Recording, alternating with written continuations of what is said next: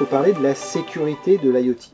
C'est un sujet dont on entend énormément parler, surtout pour en dire du mal aujourd'hui, entre autres parce qu'on mélange plusieurs types d'IoT et que cette sécurité est un thème à la mode qui fait vendre et où beaucoup de gens ont envie de s'exprimer. Je ne vais pas dire qu'il n'y a pas des tas d'exemples dans le monde de l'IoT qui peuvent être critiqués, mais je veux dire que, bien entendu, il faut prendre la sécurité comme un élément important du design dès le début, mais qu'il ne faut pas non plus blâmer tout le temps l'objet en lui-même, car comme nous allons le voir, la sécurité dans l'IoT concerne aussi bien le matériel que le software, et même plus la partie software que la partie matérielle.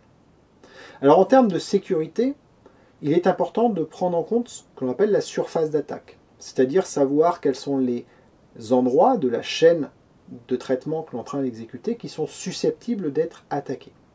Et là, on va voir qu'il y a deux typologies d'objets connectés totalement différents d'un point de vue sécurité.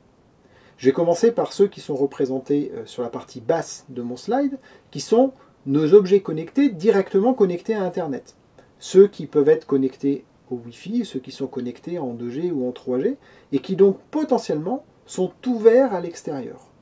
C'est surtout eux qui ont été attaqués et sur lesquels on a eu des problèmes, et c'est surtout lié au fait que ces objets-là ont souvent été vendus comme des objets et non comme des solutions connectées.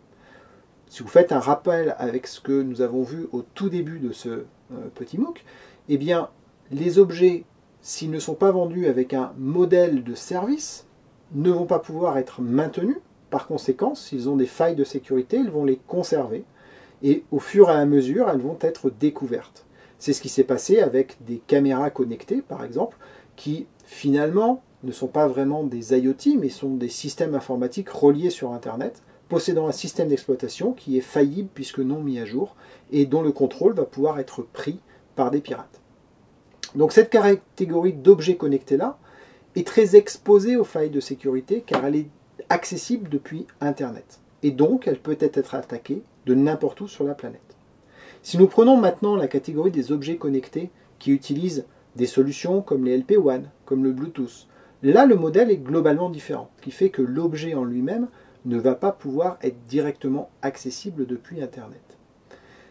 L'objet lui-même, si l'on veut l'attaquer, prendre des informations sur lui, le modifier, changer son firmware, voler ses clés, eh bien il va falloir le posséder, l'avoir en main, ou alors être à une proximité suffisamment faible pour pouvoir utiliser des outils d'administration, par exemple, qui vont permettre d'en prendre le contrôle. Donc globalement, il faudra être à une dizaine de mètres de cet objet-là. Dizaine de mètres, ça signifie quelqu'un qui vous en veut personnellement, quelqu'un qui a un objectif en allant attaquer cet objet-là, et ceci réduit drastiquement le nombre de personnes susceptibles de vous attaquer.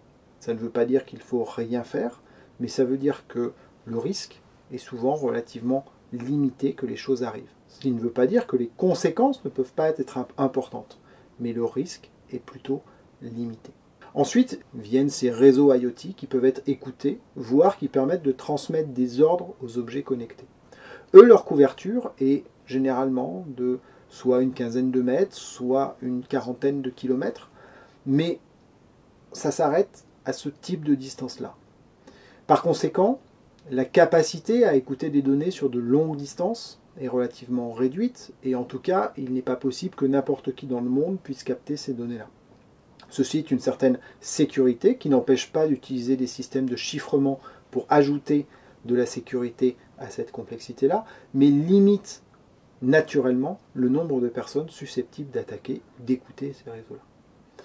Alors, les endroits les plus sensibles dans un réseau comme celui-ci, eh bien, ce sont tout d'abord la plateforme de l'opérateur. Cette plateforme-là, elle porte l'ensemble des données de l'ensemble des objets, donc elle a une masse de données très importante, et cette plateforme est ouverte sur Internet, puisqu'elle fait le relais entre le monde du LPWAN et le monde de l'Internet. Elle est donc accessible depuis n'importe où, et donc constitue un des éléments de surface d'attaque importante pour votre solution IoT. Bien entendu, le métier de ces opérateurs est de protéger cette donnée-là, et donc par conséquent, on doit s'attendre à ce qu'ils aient mis à disposition des éléments de sécurité, des équipes qui vont surveiller ce qu'il se passe et qui sont capables de réagir en cas d'attaque, et ce 24 heures sur 24. Alors bien entendu, quand vous avez un réseau privé déployé par une petite société, elle n'aura pas forcément les mêmes moyens qu'un réseau public porté par une grosse société nationale ou internationale, et c'est qu'un élément à prendre en compte quand on parle sécurité des objets connectés.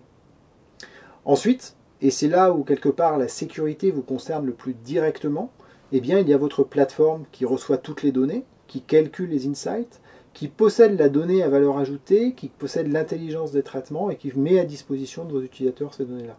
Cette solution-là, eh bien, c'est une plateforme informatique comme n'importe quelle autre plateforme informatique. Elle est ouverte sur Internet, elle est directement accessible de n'importe où.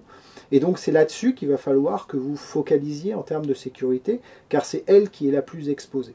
Ce qui ne veut pas dire qu'il ne faut rien faire sur la partie objet, bien au contraire. Il est très important d'intégrer la sécurité dans le design de l'objet, car il sera très difficile de l'ajouter par la suite.